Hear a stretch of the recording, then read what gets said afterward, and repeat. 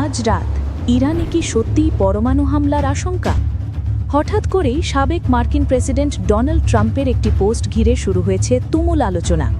কেউ বলছে এটা সরাসরি হুমকি, কেউ বলছে এটা কেবল রাজনৈতিক চাপ সৃষ্টি করার কৌশল। কিন্তু বাস্তবতা কি? প্রথমত, ইরানে আজ রাতেই কোনো পরমাণু হামলার নিশ্চিত তথ্য এখন পর্যন্ত কোনো নির্ভরযোগ্য আন্তর্জাতিক সংবাদ মাধ্যম দেয়নি।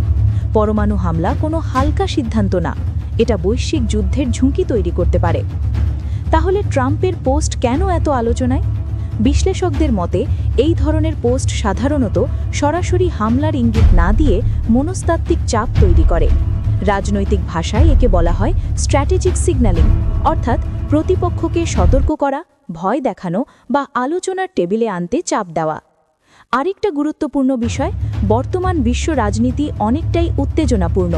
ছোট একটা বক্তব্য বড় ধরনের গুজব বা আতঙ্ক ছড়াতে পারে, বিশেষ করে সোশ্যাল মিডিয়ায়।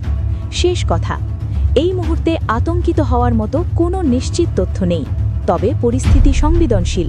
তাই নির্ভরযোগ্য নিউজ সোর্স ফলো করা জরুরি, কারণ আজকের পৃথিবীতে যুদ্ধ শুরু হয় শুধু অস্ত্র দিয়ে না, অনেক সময় শুরু হয় একটা পোস্ট দিয়েই। পরবর্তী আপডেট সবার আগে পেতে পেজটি এখনই ফলো করুন।